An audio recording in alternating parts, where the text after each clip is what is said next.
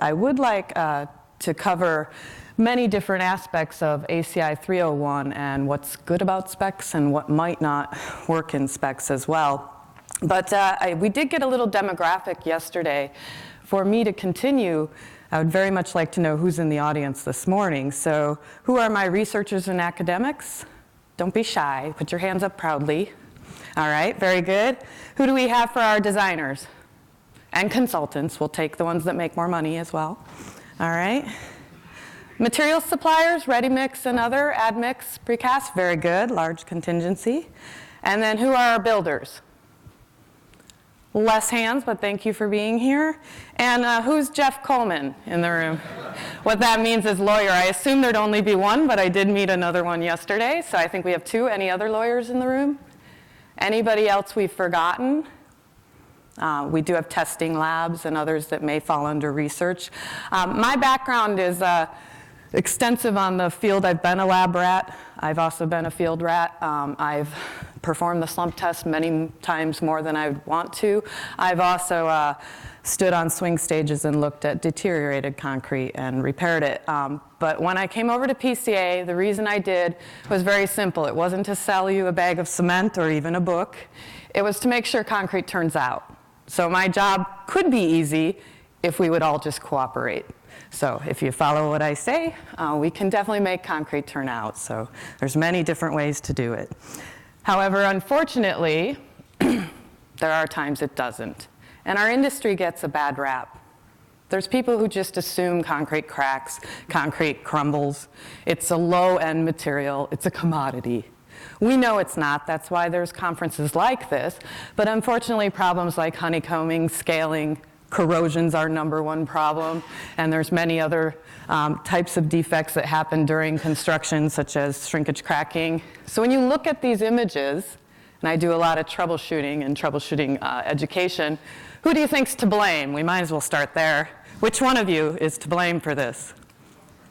Come on, contractors, don't be shy. Do you feel like it's you? You know you're getting pointed at. All right, ready mix guys, is it you? How about the designers? I look at each one of these pictures and say, well, I don't know yet. My answer to anything is it depends. However, when I see any of these, the first thing I want to do is open up that spec. Because that spec may or may not have prescriptive requirements that cause these issues, depending on what your application is, what you're trying to achieve, what day it was, what's your weather. So there's many different reasons why issues occur, but often it is the specification that started the problem. So what we're going to get into is what you really need. What did you want? What did you promise? What are you being paid for? Just strength and slump? Or did you want more? Did you want durability? Did you want service life? Did you want low shrinkage, maybe a flatness tolerance? Maybe you're designing for high-rise modulus. Perhaps the owner wanted it to be aesthetically pleasing, even if it's a stairwell. Bug holes are the end to all ends if it's about parging and repair. Or maybe it's just as simple as, that costs too much. I'm going to choose another material. So there's a lot of things we can do with specifications to improve upon that. And then we have these things in our industry called default specs. And those are supposed to get us by. They're not the only thing you should be using. You should obviously update your own company's specifications and really read what you're promising so that we get the job done correctly. I spend a lot of time in my former life and now reviewing specifications, and it's frustrating. There are a lot of errors, there are a lot of omissions, there's just a lot of things done wrong in specs. And unfortunately, I think a lot of them just pretty much say, I would like the concrete to turn out, please, but they don't know how to say it. Maybe they say it by asking for crack-free concrete. Maybe they say it by labeling what color would be suitable. Maybe they say it by strength and slump. But they don't always ask for the right performance. Now that's going to change based on if it's a sidewalk or if it's an interior column or if we're talking bridge decks as to what performance you need, but that has to start somewhere and it should be in the specification. So there are goals of specs and those are pretty simple. And we'll get through those. But there's also default requirements that should be in specifications, and those aren't necessarily prescriptive.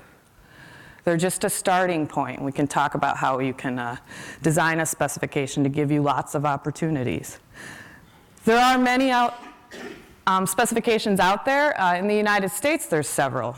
We have our Construction Specifications Institute that has their master spec, which they then defer to other institutes, such as the American Concrete Institute's specification. Do they read it?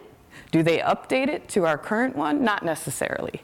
And then we have many other entities like our American Society of Testing Materials and other specs that we go to for expertise. If it's in durability, we don't have our own durability code in the States at this time, so we may go to other countries for their expertise. We often look north to Canada. And then we do have some needs around the world to really compare our standards. Maybe they need to be harmonized, maybe they don't, depending on where you live. And then I'm going to break down ACI 301. So I've spent 20 years on this committee, and I am currently the chair of the current cycle, which we're right at the closure of the document. So I'll be handing over the gavel in about a year. But there's been some changes. It's not a perfect spec, but the goal is to improve construction, make concrete turn out, and also make it easy on the builder and on the contractor to give the owner what they requested. It's not supposed to make things difficult. It's supposed to make it clear and understandable. And then we'll talk about what you can do in the future, how to use a standard specification, how to incorporate these documents into your specs, how to clean up your own specs, and how to question specs if you're the builder. So, speaking of bad specifications, there are really three things that typically go wrong in a spec. One would be, I have no idea what you want, or I misinterpreted what you want. Another is that the language is non-mandatory. You can't use words like shall or may, or you want to use, shall is the word you want. You want to use mandatory language. It has to say, this is how you do it. And then there are optional requirements that may or may not be included. And then there are too many specs out there that tell you exactly how to do it, when maybe the other way would have been better, more economical, and more appropriate for that application. So those specs are probably my largest problem in our industry currently. So I have reviewed a lot of specs, and one of my favorite confusing specs that I ever saw was a large power company in the United States has a specification that actually said, consolidate in accordance to the PCA. I don't know what that means. I mean, I'm slightly flattered. But I think they meant that we have this video from the 1960s that tells you how to consolidate concrete. Maybe they want you to watch that video. That's not really going to help you out in the field. It's a video about consolidation of concrete. Maybe they want you to go out there and measure your rings and make sure they're 1.5 by the diameter of the amplitude of the internal vibration. I'm not sure. That is not a clear specification. What we have in ACI 301 is do not consolidate to make sure that the concrete is not prone to segregation. And that's all we say. We don't, and we do have somewhere in it where it says do not move concrete by consolidating, but we've been cleaning up that language. So there are no provisions. You don't inspect concrete. There are some architectural concrete that may have conversations on cattails and any types of after aesthetic issues that you'd have, but it's not something you would typically see in a specification. Another specification I reviewed said, as a reference, to build in accordance with the ACI Manual of Concrete Practice. That's a good idea. It's not one you can do mandatorily. Most of ACI's documents are guides. They're great guides. They're there to train you. They're there to educate you. They're there with a lot of opinions. It's not mandatory language. So the Guide to Durable Concrete, I serve on that committee. Larry is on that committee, and you'll hear from him later today. It's a great document. It has a lot of great information. It is not mandatory. You can't build a building by reading that guide. You can build certain structures to what they recommend for tolerances, but you'd have to take that language and turn it into mandatory language, or consider, of course, your durability code. Another example currently in ACI is that the cold weather concreting guide is often used. We say to build in accordance with ACI 305, and also for hot weather. They do have a spec, and 306 hasn't updated their documents since the 80s, and they're hopefully getting it out soon. But currently, I wouldn't recommend anything that's in non-mandatory language, and that's very clear in the documents. It actually says in the clause, if you open up any guide, it says how to use it. And of course, it says you have to be smart enough to use it. But then at the bottom, it does say, referencing to this document should not be made as a specification unless you change the language to mandatory language. So you'd have to insert the provisions in mandatory language to use them. That's a large pet peeve, and often the way that things end up in court. You can't follow a guide. Another thing that happens in the States quite often is we're prescriptive. Now, I know you guys don't usually talk in bags of cement, and this is obviously something we do in the States quite often, even though it's layman's terms. A 6-bag mix would be 6 times 94 pounds per cubic yard, so that's 564 pounds. Someone translate that into kilograms per cubic meter, but all that really means is they're telling you how much cement they want. Is that good or bad? Who are my Department of Roads people? Is that good or bad? You like to qualify the mix? It depends, but most likely no. Why are you doing it? Why are you telling them how much cement to use? Are you concerned they're going to cheapen the mix? Are you concerned that you want to control the heat of hydration? Maybe you do want to lower the cementitious content. Maybe you need more because you need abrasion resistance. Maybe you need more cream because you're finishing it and need higher flatness tolerances. There are reasons to use the right amount of cement, but to tell them in a cookie cutter spec how much that is and then move it around is probably not appropriate. It still happens in the States, and we're trying to remove it as often as possible and let the local producers design the mixture for the type of application that it's being placed in. So our goal of any spec, no matter where you are, is that it's clear, that everyone can read it and understand what you want, that it's not misinterpreted. It'd be ideal if you and I read the same sentence and interpreted it the same way. That would leave Jeff and the other lawyers out of it, but that would really help us understand what the owner wants and what the builder's going to do, as well as it has to be in mandatory language. It cannot be wishy-washy. You don't want to be stating it more than once. You want one clear statement of what you're asking for in a spec. And then, hopefully, it's not misunderstood. So those are our goals. Now, how do we do that? One other error in specifications is when you're talking to the wrong audience. A contract document depends on who it's between. So there are specifications out there between the ready-mix producer and the contractor. Those are in the United States, it's C94, standard specification for ready-mix concrete. And I, after reading AS 1379, pretty sure that's your document. So you're producing concrete in accordance with that for your contractor who then wants to build a structure. In our default spec of 301, we have a document or a contract between the owner or the AE and the builder. So the language should be directly to the contractor and no one else. We often had in 301, prior to this last specification of 2016, in the 2010 document, we still had language to the testing labs. That's inappropriate. That's not the contractor. That should be the owner's rep. The contractor may also have a QA/QC team that needs to do some testing if it's post-tensioned or other types of entities. So language like that is inappropriate in a contract document. You want to make sure you know whose audience you're speaking to. And also, and this is a tough one, okay, if you're trimming concrete, there's probably 1 or 2 ways to get it done. And if you're slip forming, you may want to restrict slump, and you may want to tell them how you want, or timing. You may have a pace you're requesting. If you're doing something in paving and you only want one style of pavement that you're designing, that's going to probably decide your method of placement. But overall, there's more than one way to place concrete, and to restrict means and methods to a contractor really inhibits the document. And also performance. You have different ways of doing things. So the goal is not to restrict means and methods unless it's a specialty application. And there's something out there that people are doing that's causing problems to the quality of concrete. I think a lot of times, I hope we're way past the jitterbug phase. So there shouldn't be too many restrictions on placing concrete. So in the United States, we have many standards.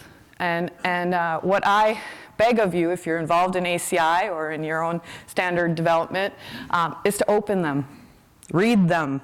Don't let Jeff Coleman and the other lawyers in the room be the only people that have read this document. You need to read them and know your defaults.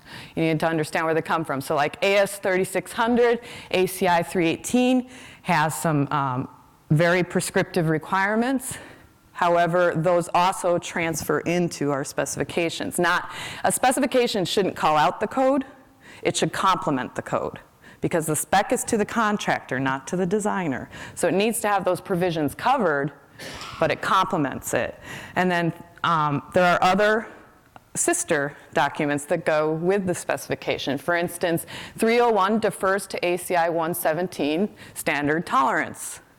So all those numbers don't need to be repeated in 301 because you'll probably goof it up. But if anything's not in 117 that needs to be written into 301, that's important. And then also we have this umbrella of our standards where they all fit underneath. So an example would be in 301, we do say to batch and deliver concrete in accordance with ASTM C94. So the umbrella looks something like this if you're building a building in accordance with 318. In the States, 318 is aware of 301 and C94, but it's its own standalone document that then our codes in the United States, our ICC and our UBC adopt and hopefully read as well. And then under that umbrella, 301 and ASTM, 301 is our standard specification for structural concrete, and then C94 is the standard specification for ready-mix concrete. Those fall under it, and that umbrella of everything else beneath it is supposed to complement it and build it, not confuse it. So there are other standard specifications that you could defer to in it, such as hot weather concreting, 305, or you might have a specialty document from another association. For instance, we get into epoxy rebar with Concrete Reinforcing Steel Institute. We get into precast concrete with our Precast Concrete Institute. And we get into post-tension concrete in 301. And we defer to PTI as well. And then, of course, there's testing and material standards. So in the States, our material standards are individual under ASTM. So we have a cement specification for materials that is C150. We have a slump test that Ann loves. And we have an aggregate specification. We have an air meter. We have all those things fall under, and we refer to them in 301. That's all great. Those ones most people are used to. It's when it's something special that people aren't aware of that is now your default, and you haven't opened up that document to know that that's what you're supposed to be following, that you're behind the curve. So these guys put me to work before I flew over here and told me to check out AS 379 and talk about the differences, compare it to 301. So I got the documents from Dak and David, and I open them up and I'm reading them, and I'm like, it's really nothing like 301. It's actually set up more, if you're familiar with it, CSA, the Canadian Standards Association, your AS 1379 has a similar look and feel and outline to CSA 823.1, which is their standard materials and testing specification. But 823.1 includes something you don't have, which is what threw me off for a bit right before I got on the airplane. I'm looking and looking and thought I missed an email. Where are your construction standards? You've got the materials, you've got the delivery. I thought I missed an email. You do have formwork, you do have some other separate specs, but there's nothing in there on construction. So I was a little confused, and I checked that out and understand now that that is something you have as a NAT spec, just like we have our CSI documents, but you don't necessarily have something similar to 301, where it's a standalone document that covers materials and construction. So if I was to compare these, I'd say you have some similarities to C94 in the way that you tell them how to batch and deliver concrete, but then when it comes to your mixture requirements, C94 doesn't go there. You guys are very prescriptive in AS. I was surprised by the maximum aggregate requirements, which are very restrictive. I was surprised by the tolerances, which your yield tolerances are basically telling you your mix design. They're not giving you much wiggle room compared to, in the States, it's not what number you go plus or minus 75 kilograms, it's you have 1%, you have 4%. It's not telling you what number to start with. So it is a very prescriptive spec, but there may be histories behind why you chose those numbers. But in the future, if you're building something novel, where does it go using that document? So it's something to consider. So with that, I'd like to move into our baby that I've spent a lot of time with. And 301 has been around since the early 30s, and it's incorporated into many construction documents, not just in the United States, but over the world. So it is a standalone specification. It's meant to be a default specification. It's not perfect. Nothing's perfect. But we're trying. We're trying to please the contractor and make sure that we're providing for the owner, too. As I said, my job is to make concrete turn out. So it could be easy if everyone would just listen. So it's a reference spec. It's much different than your construction documents that you may have in your offices as designers, because it's not done yet. You have to read the checklist. You have some work to do to use this document. You can't just refer to it and not close the loop. So I'll get to that.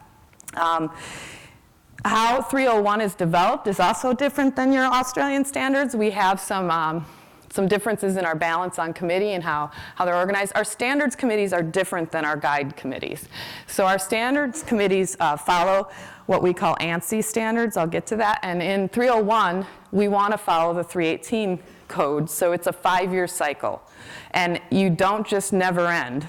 I get an end date. I get to leave and continue my day job because it's a 5-year. You want to close out your new business.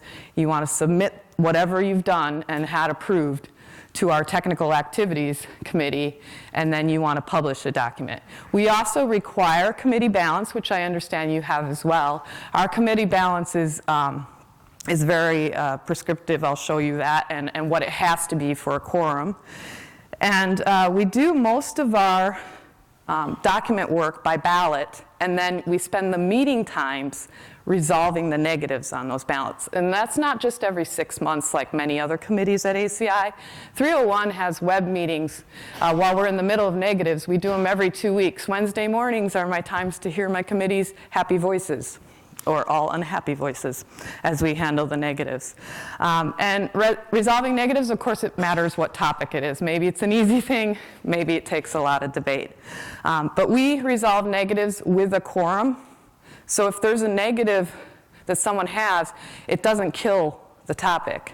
We can find that negative to be non-persuasive, depending on the committee and the balance of the committee. So things do move.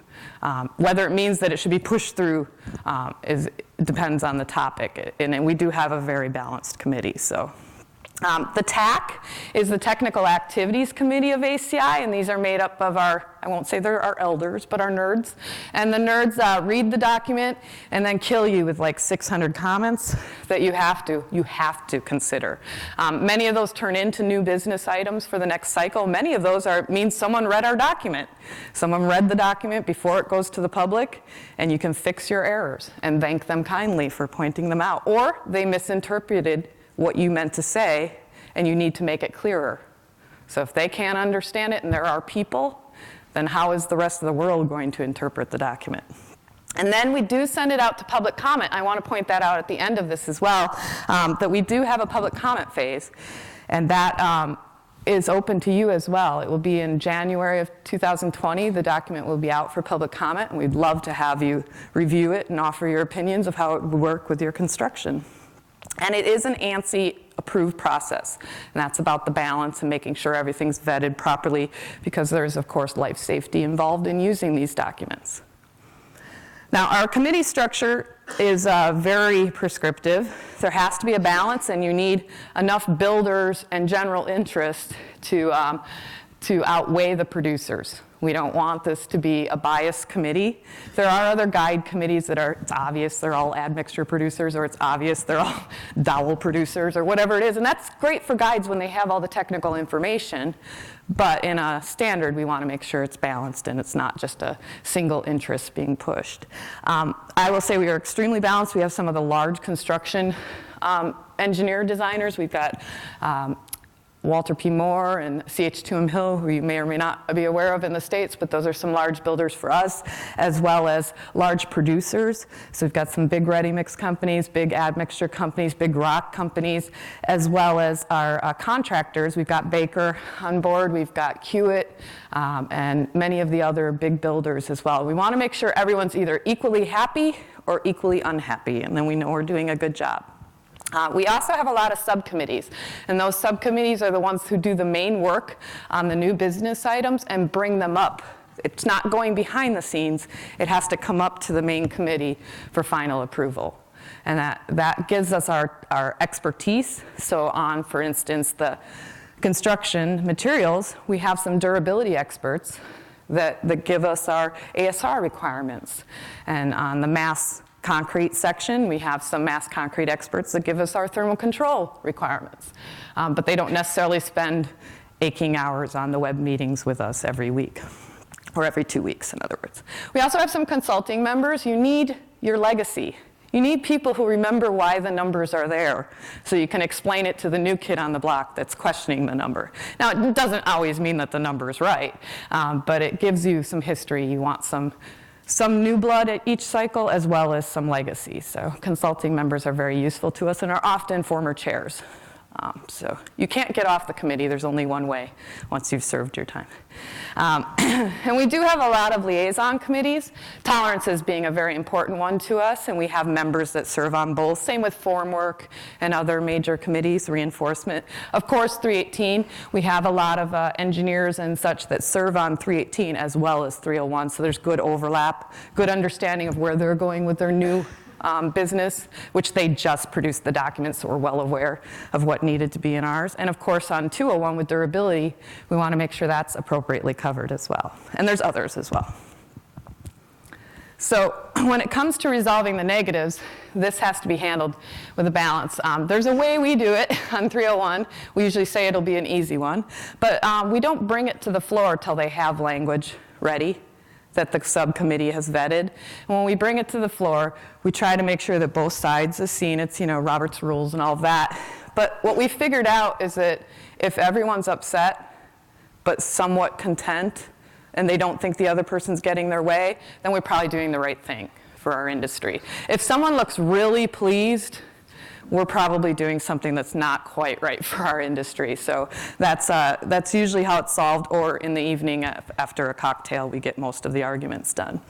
But what is important is that our spec is written in 3-part format. So I did notice that your spec is not written that way, but in the United States, we use what we call the Construction Specifications Institute. So we have that general section, we have a product section, and then we talk about executing for the contractor. So it's a very clear way of writing the document, which a lot of our new members aren't spec writers. They're experts in their topic, and so they're getting spec writing 101 from some of our committee members, which we do have a committee that can help them with that as well. Most engineers aren't spec writers. We want to make sure it does comply with 318, so it's very important that we read more than just the chapters on design, but get into chapters 19 and 26, which are on the construction requirements, and tell the engineer what they're responsible for. That needs to be transferred into 301. Make sure they put those provisions in the design. And we do make sure of that. And then it becomes a legal document. The legal portion of 301 is only 50 pages long, give or take. I can't tell you how long it'll be in the next section, but it's not too much longer. It might even be shorter. I think we're deferring to other documents more in this next edition. But it's the body of the specification, and it directs the information to the contractor. And then we have checklists, and that's the important part that a lot of people aren't aware of, that read ACI documents but don't necessarily read 301. 301's open. You're not done yet. You have to finish the checklists. So the checklists have mandatory items, and they also have optional requirements where there's alternatives you might want to consider. So that's very important to you. As we get through, I'll show you some examples of that. In section 1, we have the general requirements, which is your typical construction language on what work is covered in the document and who governs. Section 2 is your form work. Section 3 is reinforcement and supports. Section 4 are mixed designs. Section 5 is placing and constructing. And then we get into these optional sections. These are our specialty sections that may not be incorporated into your spec. They are only incorporated as mandatory language if the specifier says and designates certain portions of work as, say, architectural concrete, lightweight, mass concrete, post-tensioned, or SCC, or industrial floor slabs is a new one from last section. And then we have tilt-up, precast structural, and precast architectural. And I know precast looks special here. It could have only been one chapter, but in the States, the PCI has 2 separate specifications, and they wanted the document to complement and not confuse their builders. So, what do I mean by mandatory requirements? It's what it sounds like. The specifier must include these requirements in the project specification. So they have to tell you things like F'(C). Seems reasonable, right? How strong would you like it? And then the ready-mix producer will design for that and above, depending on their standard deviation. Maximum aggregate size, they need to specify that as well, and of course that should be done based on 318 limits of tolerances for reinforcement, tolerances of cover. And then there are items that are missing in 117, like if you're using welded wire fabric, there are no tolerances on that in the States, so you might need to include some other specialty tolerances. And there's many other items that are in 301, but then you also, as the specifier, need to designate any portions that are specialty. And how do you know? Well, I hope you know. But if you don't, there's descriptions in the back explaining what might be mass concrete or what might be architectural to you, but at some point you should know what you're designing. And then you have these optional requirements. This language is straight out of 301, which I know you shouldn't put this many words on the screen, which is why I'm underlining all you need to pay attention to. So all you need to know for optional is, hey, check it out. There's more than one way to do things. Do you want to use a different material? Do you want to use a different method? These are some of the things you can consider based on your project. Once you select them, make it mandatory. So there's many optional requirements in our checklist. And here's your key to knowing if there is one, which obviously you can overwrite anything in a spec. You'd know it by seeing the language unless otherwise specified. So there's many different situations. It's also a key for any contractor that might read 301 that, hey, maybe there's some options for you that you could discuss with the AE for different options. Now, obviously, a contractor has an opportunity to suggest anything they want. It doesn't mean you'll get it. Here's a document showing you in writing that maybe there's more than one way to do things. Okay? So, how are you going to incorporate this document into your construction specifications? We're going to talk a little bit about the changes coming and how to harmonize standards and integrate them, and then I'll let you go to your tea hour. So there's one thing I just have to get across. It's a quest, but it's not a perfect quest. We're trying. And if we're making contractors happy, I think we're doing a good thing. But it's very important to also know that the specification is for life safety, but it's also to make the owner happy. What performance are you asking for? And then once you know that, that's what you need to have in writing. So there's a lot of confusion in the current 301 still. There's a lot of confusion in a lot of specifications. Some of our confusion comes from our title. We got a lot of flack in the last cycle. It shouldn't be that obvious to you, but the term structural is up for debate because we have concrete in our current application list that by 318 definition is not structural concrete. We could have long debates over whether industrial floors are structural or not. My floor experts would say they are.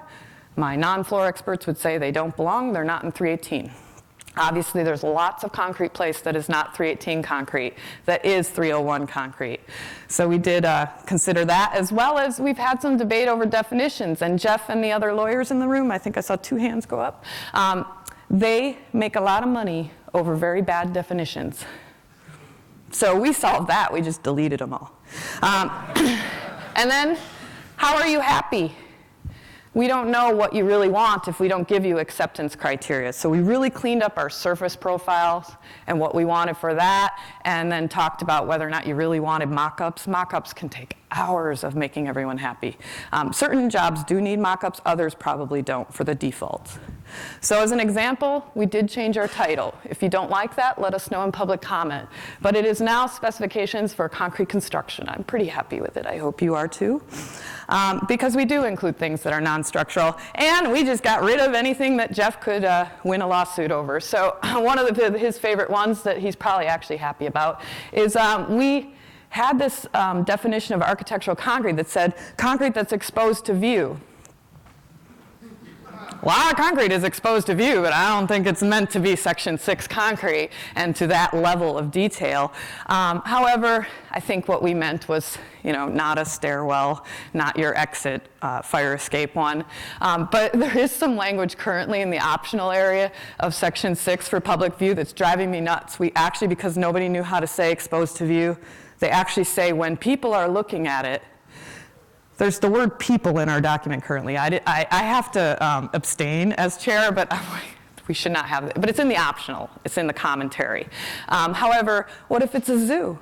What if the animals are looking at it? Should it be pretty? That's how I feel about it. It's just a thought. And mass concrete, we had a lot of people designating concrete from our last edition due to the definition of mass concrete. We took out the dimensions, and now everyone thinks everything's mass concrete, and they want a thermal control plan. Or they're saying it's not mass concrete when it is. So we can discuss that over tea, but it can become quite an issue. We did clarify that we would really like you to have a pre-construction conference, but it doesn't make it mandatory. It says that the AE has to specify if there is one. And we cleaned up where the mock-ups need to be. Then we added some new information based on 318, also adding it. So internal curing is included, as well as shotcrete in the next edition. There are many, many other changes in the next edition. So my encouragement for you when you're using default documents is to read them and read the current one and see if you like it. And if you don't like it, call me, or better yet, call Dak and Dave. It is important to know your defaults, and it's also important to get the job done right. And so we were talking about what we would do if we were king or queen for a day. I would harmonize everything. Why do we have so many different numbers? I was listening to the last presentation, and it hurt my head to see all the different requirements just for cover or for curing. Now, what I don't mean there's only one number. There's different classes of concrete, and each of those deserves a specific number. But why do we have different numbers and different standards, and who's smarter? Is 201 smarter than 318? The answer is yes. But it's not always clear as to who, so the expertise needs to be somewhere, and it does need to be harmonized. But if you don't know what governs, the good news is it says so in the document. So the spec governs within its scope, except for if your contract documents say otherwise. So if you drew something on your drawing, you're saying that you want that, not what's in 301. So make sure you know there's a difference. The specification also governs over the referenced materials, but you should read your reference materials. Read 117. Read all other specifications that you're alluding to. And then, of course, you shouldn't be looking at the specialty sections unless you designated them. Don't assume you're getting mass concrete thermal control plans unless you designated that concrete as mass concrete. So you have to ignore those provisions otherwise. And then how you would use this document is very simple and very important that you use it correctly. You only use it by referencing the entire document. If you like a sentence, thanks, but don't take the sentence and say, place mass concrete as accordance with this specification of 301. People do that all the time inappropriately in specifications. They say, use section 4.66 of ACI 301. That's wrong. You either take the whole thing or take that sentence and make it mandatory language in your document. Take the whole concept. You get one or the other. So take it all or leave it. And then, so if you're altering anything, don't refer to them as an ACI standard. Just take the language that you think you're an expert on and write it in mandatory language, okay? It's very simple how to do it properly. This is the current language that you would use. The work on whatever your project shall conform to 301.16 specifications as, and then it gives the publisher. But you're not done. You're not done. You're not done if you don't look at the mandatory checklist. So you have to close the loop and make sure your contract documents handle the mandatory checklist and consider the optional checklist. Okay? So in summary, it's all simple. Just do what I ask. And we can make concrete turn out. But you have to be clear on what you want. Maybe you just want concrete to be good, but you probably wanted more. You might have wanted aesthetics. You might have wanted durability or service life. Just ask for what you actually wanted, not the Taj Mahal in every project, but whatever performance is required. And make sure that you're concerned about prescriptive requirements, that you're looking at the means and methods and material types and what limits you have. Question them and see why you have them in your documents. And then if they're in there for a good reason, keep them, but you might want to question them. And know what they are. Do you know your default numbers? Do you know why you have them? And do you know what you promised to build? Because you should get paid for what you're doing. You need to have things like initial curing. You need to have other types of requirements, but it should be very clear. And yes, pedestrians also get wet, but you have to know what you're promising. So the leaving thought is there's more than one way to do things, so try not to make your specifications too prescriptive. All right, so I'll open it up for any questions. I really appreciate your time. Thank you.